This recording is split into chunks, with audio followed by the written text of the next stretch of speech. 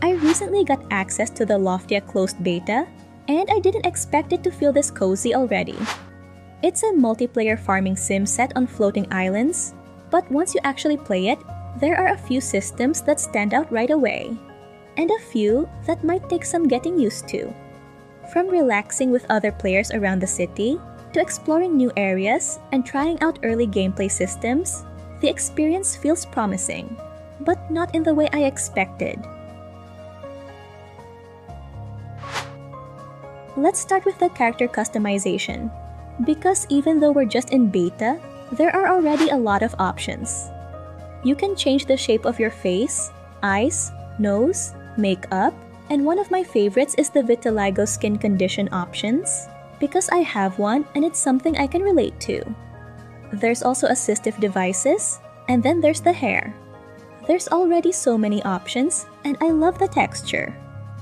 There are different outfits available at the start, and I love how you can change the colors to match your preferences.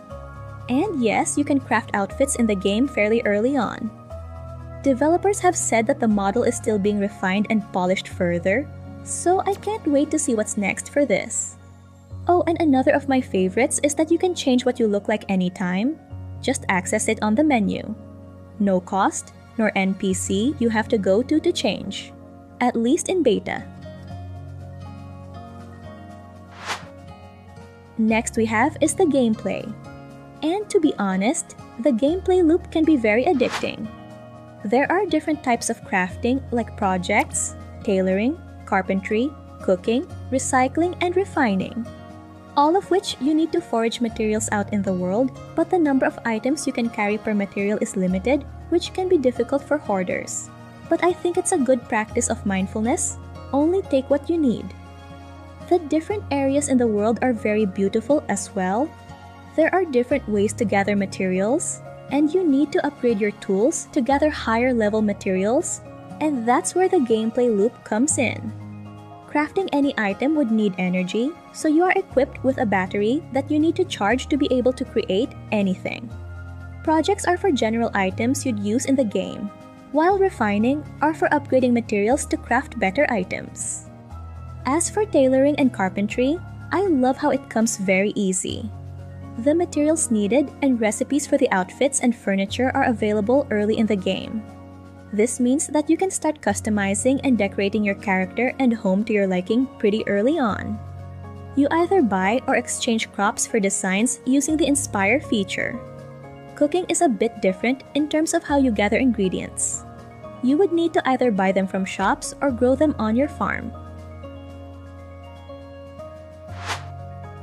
In the beta, there are different ways you can farm.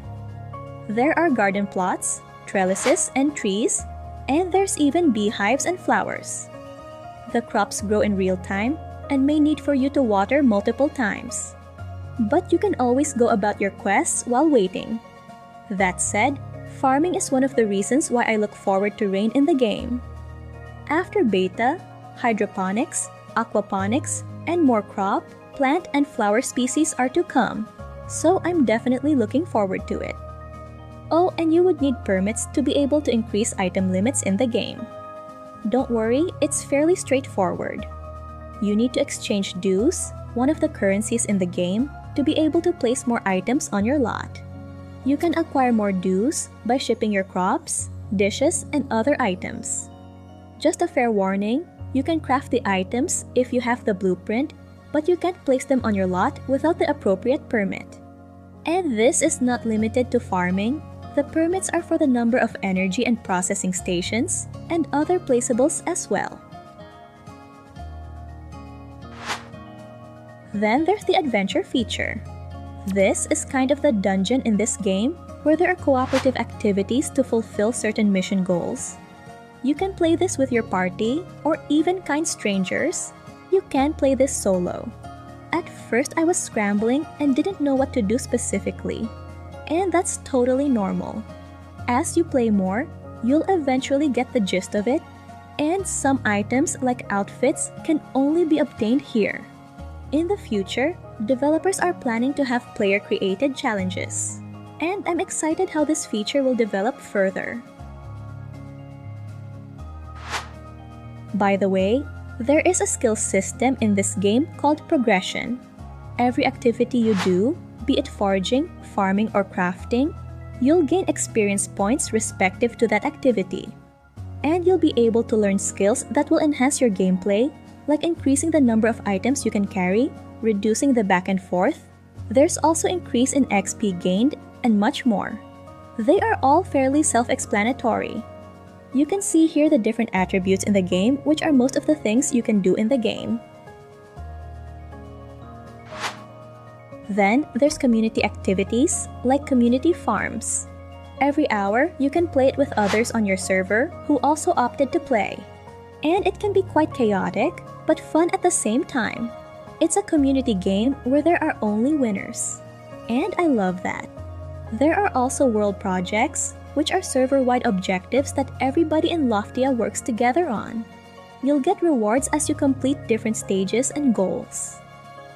And if you enjoy cozy game updates like this, and want to stay updated on games like Loftia as they develop, consider subscribing. I share cozy farming sims, life sims, and story-rich games that help you discover titles worth your time. Then we have a community pass, which I think is similar to a battle pass in some games.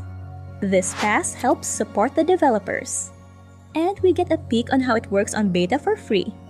It unlocks cosmetic rewards and won't include pay-to-win or gameplay advantages. It's pretty similar to Palia if you're familiar. And it's not time-limited, so you can play at your own pace. With the ongoing closed beta, I definitely have high hopes for the upcoming early access and beyond. The developers have mentioned that we can expect pets, and that they are not just an accessory, but companions you can take care of. There will also be clubs, like guild or community in other games. Right now, the party system still has a lot of work to be done, so this needs to really have a more solid foundation. Another feature they mentioned is Study Cafe, and this is more of a separate, standalone feature.